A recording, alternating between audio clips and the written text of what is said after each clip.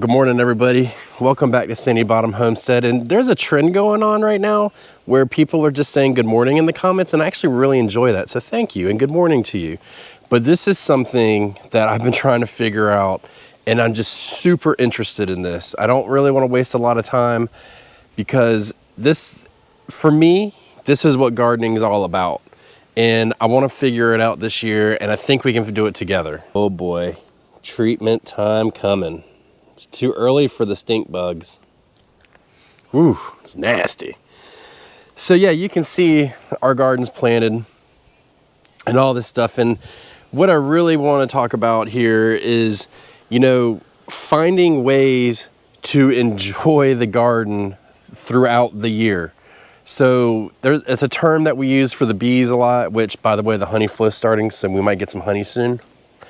And if I do get honey, what I'm going to do just for funsies is in our seed shop, I'm also going to put a couple jars of honey up there to sell to you guys. Just, if somebody wants the novelty of having some of my honey, it'll be there and available. When we get it, I'll make an announcement and all that stuff. But anyways, there's a period for the bees that's called the dearth season, right? And that's when basically there's no more nectar in the summertime, and it's really hot and it's hard to get the food for them. And the bees really struggle. Well, it's the same for us in our garden. We go through dearth periods, right? And a lot of times this is the transition period of the garden. We transition from spring into summer and then fall and even into winter. And we want to enjoy our garden. I mean, I've shown these kale plants ad nauseum, which, I'm about tired of looking at these things. I think I'm fitting to cut them down soon. But just looking at them, it's like this is the period in which I'm talking about. So it's like I'm trying to figure out how to eliminate this. I really want to eliminate it. And the reason why it's so fascinating to me is because, think about back in the day when there was no grocery store, or the general store had a little bit of food down there or something. It's how did people do it? Like, what is the magic to get that done? So you can basically, if you had to live off of your garden, you could do it to some extent, meaning you wouldn't just straight starve to death in a couple weeks. You might lose a little bit of weight, which, championship belt can go, but it's just one of those things. And so I'm trying to figure it out. I'm trying to hone it in. And this year, I really want to kind of look at that and say, like, hey, what steps can I take? Because it's not just eating fresh food. It's also eating preserved food, stored food, canned food, frozen food, fresh food, you name it. You can enjoy it all through the winter if you've preserved it. Like, that counts in my book, right? That's part of the effort of this. And if you're watching this and you're like, well, I just garden for fun, whatever, it doesn't really apply to me. It kind of does, because don't you want to kind of take it to the next level? The homestead portion is where this is coming from Sandy Bottom Homestead. So I'm going to try and figure it out, and I'm just going to go through a couple. I know this is a super long intro, but this is my thought process. And I want to take you through and just kind of show you how I'm trying this out. And then throughout the year, we're going to probably revisit this again. So what I'm doing in my garden is I'm calling it day one was spring. Spring was the time. And what I'm doing is I'm really focusing on, like, right now we're getting harvest, right? So right now we're eating lettuce, rutabagas, snow peas, and cabbages that are left over from the previous harvest, not this harvest right here. That's good, right? But guess what's happening here? The lettuce is starting to bolt. So that's got maybe a couple weeks left of lettuce, right? The cabbages, just like I said, these are from the previous harvest. I think we maybe have one left. So that's stored. It can stay in the refrigerator for a long time. And this is planning out for this. This is how I design my garden, is I plan for this. And each year it's been stepped up a little bit more and more, but this year it's really going to step up. And so as we wait for stuff like tomatoes and our squashes and peppers, we need to figure out how can we get this stuff to be harvestable and be eating from the garden. Now you have to remember, I said that I'm starting, spring was day one for the season. So we're not even gonna worry about winter. We're gonna see how this goes. So as we eat fresh and we eat through it, you can see there's a couple things in my garden that are storable. Rutabagas store for quite a while. So I've got probably 15 rutabagas left, and we probably just have, just like the lettuce, a few more weeks before we harvest them. The thing is, the rutabagas will stay for like a month in the garden or in the refrigerator, so we can start pulling them. But then we've got stuff in the garden too, like these potatoes.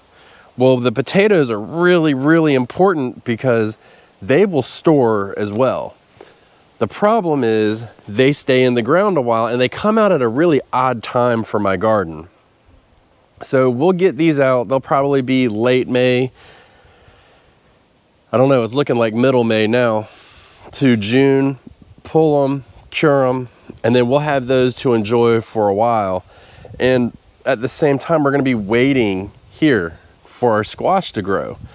So, you know, that's a part of this, is like timing it out so we can get these harvests at the right time.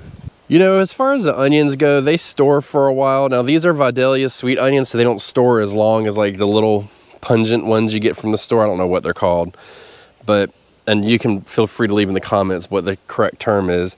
But I mean, you can enjoy this, but you're not going to survive off of an onion. You know what I mean? Like the nutritional value of an onion versus a potato is vastly different. Now, the onion is more versatile.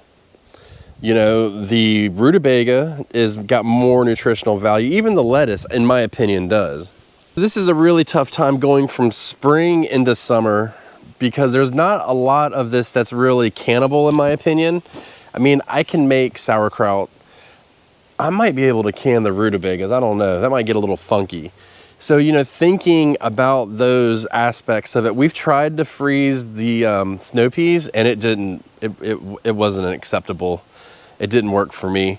So we probably won't do that. But then as we get into May, right, and we start getting these things out and coming into June, there's going to be a period where we're not going to have a whole lot coming out of the garden, and that's what I'm trying to eliminate with this. I've got the one thing I do have, and I'm leaving them in here right now, is these kale plants. So we will have kale that we can snack on and eat, but you know, a couple kale plants isn't really going to do a whole lot. And I want to be clear, I'm not really doing this to be like, no, all 2,000 calories it is coming from this. That's not really my purpose for this year. My purpose is just to see if like there's stuff we can enjoy and step up from year to year. You know, the one thing that will be the saving grace, if it works out, is going to be these cabbages, and it is going to be a close call. We are going to probably get, if I had to guess, and I'm not going to say the quantity, like the size of the cabbage, but a harvestable head of cabbage, I'm going to estimate about 50 to 60% of these. I'm going to say one row, but I don't know if that's true. I don't know what that is, but if we do get that, that will be a saving grace, because let's just say we get one row, that's 5 cabbages here. If we can get them to size and we feed them right, that could be enough. You know, we had a very big broccoli harvest, but it didn't last. You know, I could have froze it, but we needed to eat it. And, you know, there's a feast and famine portion of this. And I know like back in the day, there was a lot of that, and I understand that. And I'm totally cool with like, hey, we're going to eat a lot of tomatoes when we get them. And then when we don't, we're going to move on. But this is part of the conversation too, is like, if I was to go and say, hey, we're going to live like it was 1853, I can't stuff myself all the time. I'm going to have to space it out. Then that's cool. But we also have, I know I show a lot of this garden, but I got to step over the stool and not break my neck. I also have the wild garden over here to show you. And there's actually a crop in here that's really important for this. So these carrots, believe it or not, are really important. I don't know if you've ever grown carrots, and I hope you have, but if you haven't, they actually stay in the refrigerator for a very, very long time. They don't take a lot of space up. It works out really well. I'm testing out this year doing a nice perfect rows, as you can see. So we'll see how it turns out. It's just, they work out really, really good for this. And that's something that I think we should all try and do, is just think about it. You know, what are some crops that we can grow that will be harvestable, eaten fresh, preserved. And when I say preserved, let's go in multiple, let's just open it up. Drying, canning, freezing, whatever else, I don't know. And then storables. So storables are like my favorite because you don't have to do anything. You might have to cure them, but you just put them in a box and you're good. For instance, we have been semi-successful with this with our sweet potatoes because we harvested them in September and we're still eating sweet potatoes. But we're not eating, I mean, it's a quantity issue. So the two ways we can do this, like, hey, we can have a quantity of sweet potatoes to make it, or we can have the diversity coming out of our garden and stored and, you know, preserved to meet our desires. And that's something that I really want to try and figure out, and we're trying to hone in. I'm going to keep track of it this year. So I'm going to keep track of how much I'm canning, how much I'm consuming from my garden. Because a lot of people are like, hey, we just want to give it away, give it away. And as much as I like to give it away, I mean, I do all this work, I want it for myself, and I find other uses for it. And so that's where we're going with it for this year. So let me know your thoughts. What do you guys think? And what, you know, are you down with this? Are you kind of not interested? Like, what do you think the situation is? Goodbye.